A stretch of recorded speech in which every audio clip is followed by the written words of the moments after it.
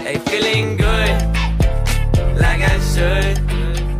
When in dark, I walk around the neighborhood, feeling blessed.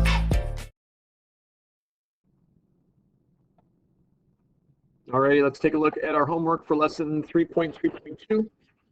Our M&Ms are telling us procedures for multiplying decimal numbers together. You saw in the lesson about how each one of these decimal numbers could be rewritten as fractions, where this becomes 23/10, and this number becomes 506/100. And so when you multiply them together, 23 times 506 apparently is 11,638, and then 10 times 100 is 1,000. And since your denominator ends up being 1,000, that means that this decimal number has to terminate in the thousands place, which means it'll have 3 decimals. So you could work through that process if you want to, or you can do the shortcut. You can multiply 23 times 506, and then whatever your answer is, count the number of decimal places within the problem and put them back into the answer. So this should have 3 decimal places. This one has 1, 2, 3, 4, 5, 6 total decimal places. So you can multiply 4 times 342, and then make sure that you hold enough places with zeros so that you can put back 1, 2, 3, 4, 5, 6 decimal places within your answer.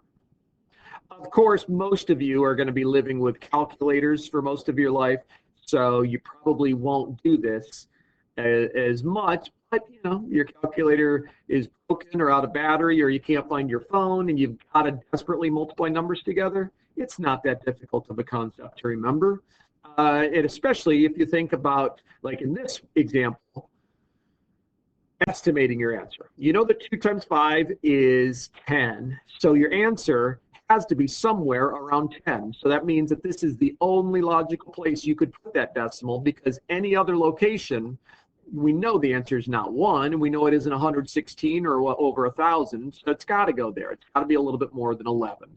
That would be a reasonable estimate for this answer.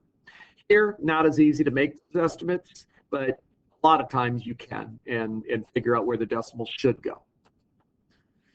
All right, so now working with the division. Answer the questions below using your work from this lesson. So what we learned in the lesson is that instead of multiplying 15.75 divided by 25/100, if we were to rewrite this by multiplying the numerator and denominator times 100, we can rewrite it as 1,575 divided by 25, right? So this would be equivalent to that in its original fraction form. And then you can do the division, and 1,575 divided by 25 ends up giving you 63 for an answer. It could get a little bit more complex if you were to use the fractional forms of all of this, but you could. I don't know why I chose to do it this way. I just feel like that's probably the best way of doing it.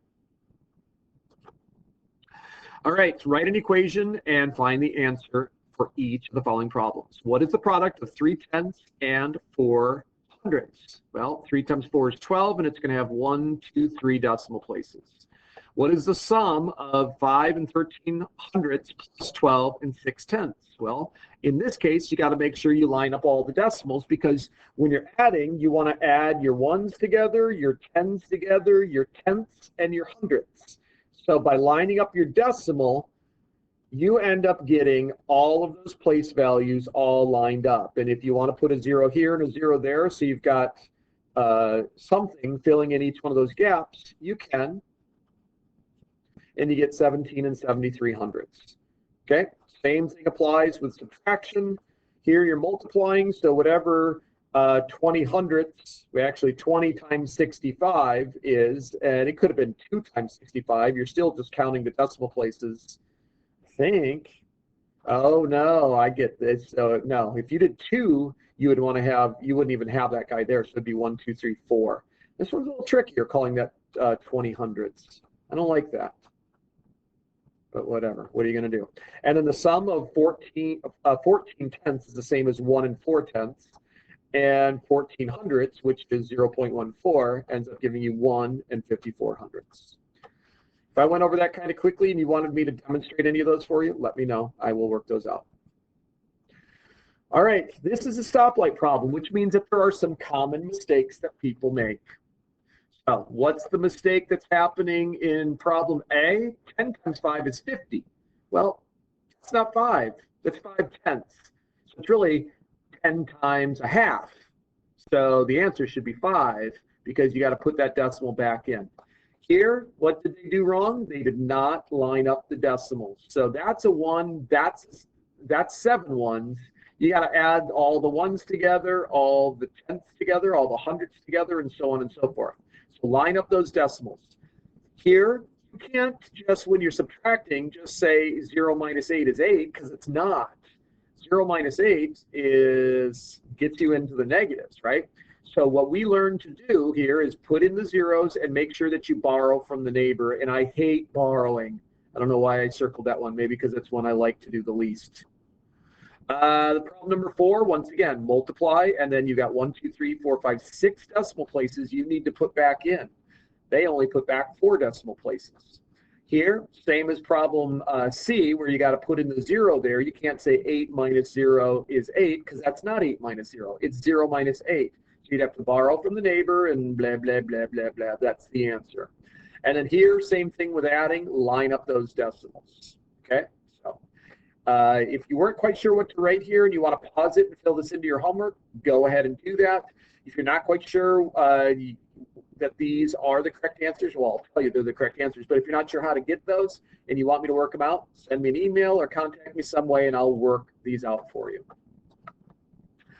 All right, checkpoint problem. The checkpoint problems at the end of every chapter are telling you at this point in your education, you need to be an expert at solving these types of problems. And by expert, we mean you want to be able to solve them with 80% proficiency.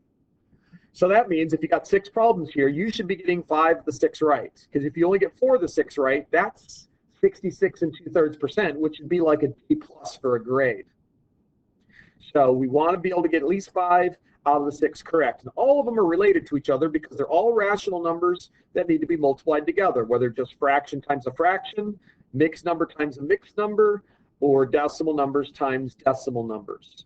So if you are struggling with these and you don't have them mastered yet, every opportunity you get, you should be working on these types of problems. They will continue to keep popping up in your homework regularly for the rest of 7th grade and periodically in 8th grade. And you have an opportunity to practice this. If you show your work and you make corrections to the mistakes that you make, you will stop making those mistakes. You will start mastering this concept. But if you don't show your work, if you don't do these problems, you are not going to get better at these processes. Okay, so I'm not going to work through all those for you. You hopefully got all of those right, or most of them right. If you didn't and you need a little bit of help on it, let me know, and we can spend some extra time practicing and working through the different procedures for how to answer these types of multiplication problems. And then last but not least is division. Practicing our division. Remember, we're always asking how many of those can you fit into there? And in all of these situations, it's not an obvious answer. So we'll have to work through a process. The first thing I do is decide whether my answer is going to be positive or negative. It's going to be a negative because you've got different signs. These are going to be positive because they're the same sign. These would be positive because they're the same sign. And this one is an interesting one. We'll get to that in a second. So I do want to work these out, right? So 6/5 divided by -3/2 is the same as 6/5 times -2/3. So you end up getting -12/15, which can be simplified down to -4/5. Here, I'm going to, let's just do the coat of arms on this one because we can get a common denominator of 20, right? So 5 times 7 is 35, 4 times 3 is 12, and then 4 times 5 is 20, which means that if you're dividing them and you know you're going to divide the denominators and you're going to get a 1 in the denominator, you just have to take 35 divided by 12, which is what we have here. That's the answer.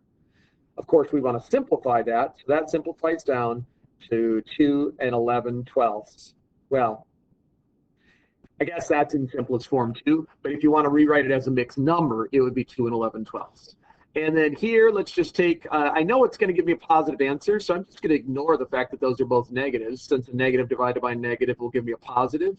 And I'm going to rewrite them as fractions. This guy is a fraction. So now I'm going to multiply times the reciprocal, and I get 8/15, and that is in simplest form. Now, why is this one not possible? It's because of that fraction right there. What are you never allowed to have in your numerator? No, not numerator. What are you never allowed to have in your denominator? You can't have zeros. That is not allowed. So it doesn't matter how complicated this process gets. If you're trying to do work with a fraction that has 0 for a denominator, that number is undefined, and there's no way you could find the answer to this, because this number technically doesn't exist. All right, so that ends our homework for today. A little bit over 10 minutes, not too bad. Let's move on to the next activity. Bye. Hey, feeling good, like I should.